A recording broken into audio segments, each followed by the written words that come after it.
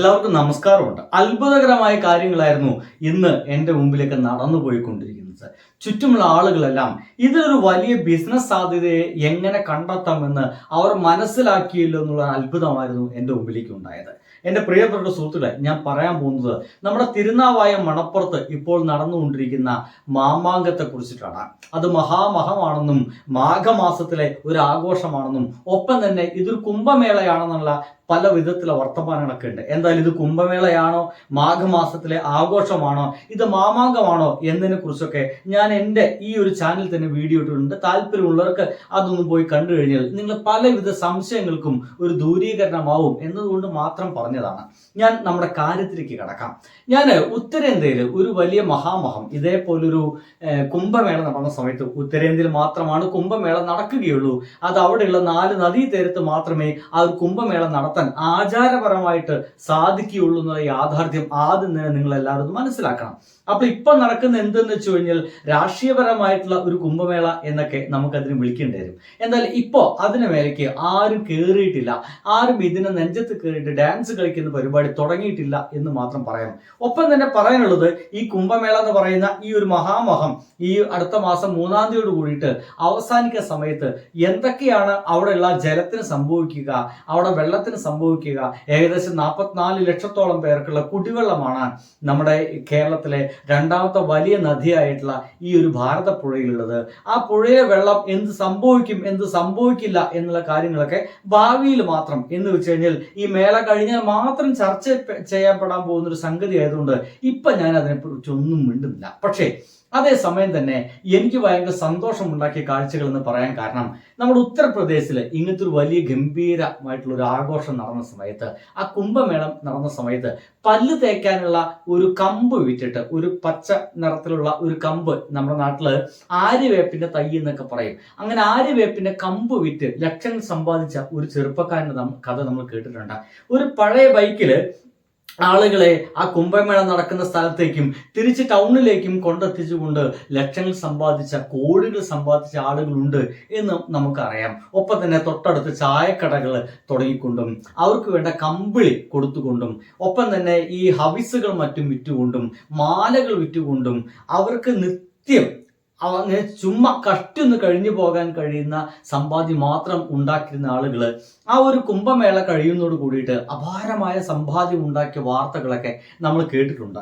ഞാൻ അപ്പോഴും വിചാരിച്ചത്, എന്തുകൊണ്ടാണ് ഇങ്ങനത്തെ ഒരു മേള നടക്കുമ്പോൾ ഇത്തരം ഒരു അവസ്ഥയിലേക്ക് അവിടുത്തെ ആളുകൾ ചിന്തിക്കാത്തെന്നൊക്കെ ആലോചിച്ചപ്പോൾ എൻ്റെ ആ ഒരു ചിന്തകളൊക്കെ മോശം ജനങ്ങളാണോ മലപ്പുറത്തെ ആളുകൾ, ഇതിനൊരു ബിസിനസ് ഐഡിയ ആയിട്ടൊക്കെ ഇതിനൊക്കെ എടുക്കണ്ടേ എന്ന് എനിക്ക് തോന്നിപ്പോയി. പക്ഷേ ഇന്ന് അവിടെ എത്തിപ്പെട്ട സമയത്ത് എനിക്ക് സന്തോഷമുണ്ടായ കാഴ്ചകളാണ് ഇനി നിങ്ങൾക്ക് കാണാൻ പോകുന്നത്.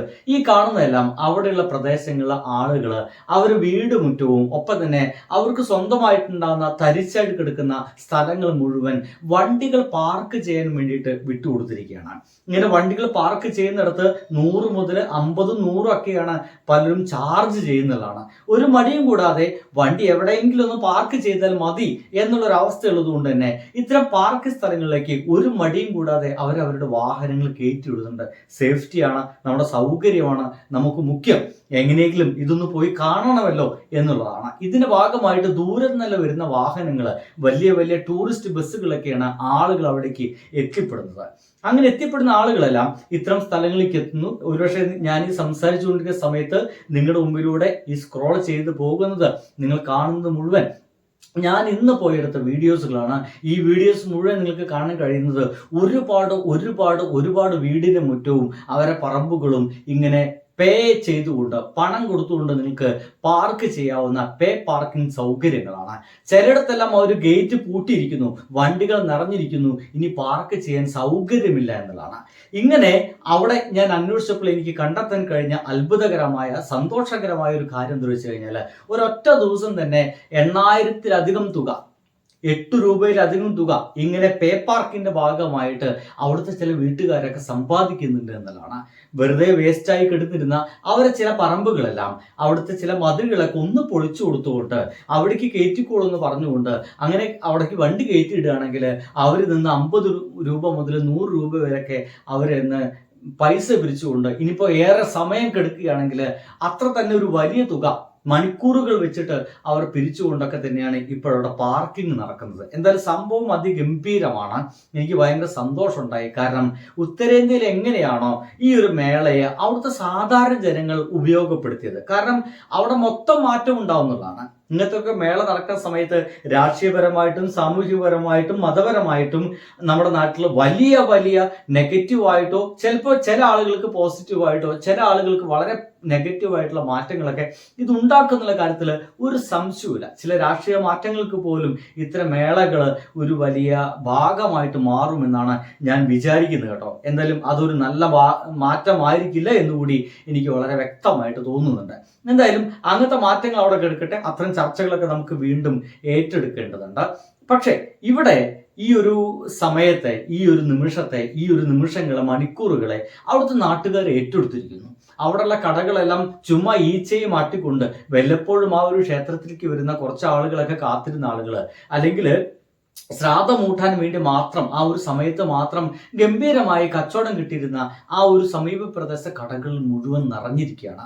ആളുകൾക്ക് കടയുടെ ഉള്ളിലേക്ക് കയറിയിരുന്ന് ചായ കുടിക്കുവാനോ ഒരു കടി തിന്നാനോ ഉള്ള സമയമൊന്നുമില്ല. പക്ഷേ ഇവരതിന് പുറത്ത് നിന്നിട്ട് ഒരു ചായ കുടിക്കാനും മറ്റൊക്കെ അവർ തയ്യാറാണ്. ഇരിക്കാനൊന്നും സീറ്റ് കിട്ടിയിട്ടില്ലുമെങ്കിൽ നിന്നിട്ട് ഇഡ്ഡലി കഴിക്കാം എന്നൊക്കെ തീരുമാനത്തിന്റെ ഭാഗമായിട്ടൊക്കെ അവിടേക്ക് വന്നിട്ടുണ്ട്. എങ്ങനെയെങ്കിലും ഭക്ഷണം കിട്ടിയാൽ മതിയല്ലോ.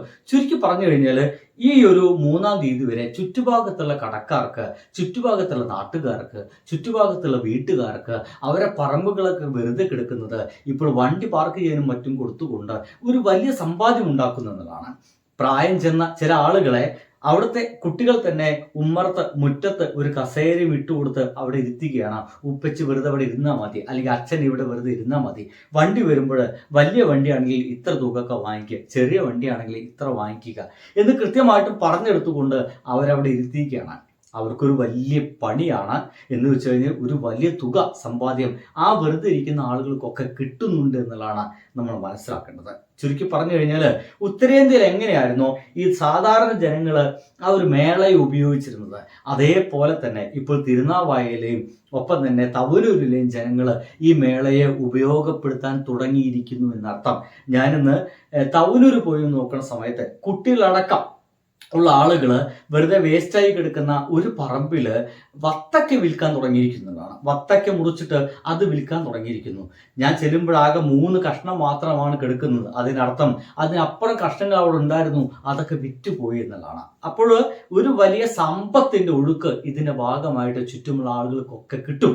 ഒരു വലിയ സന്തോഷത്തിലാണ്.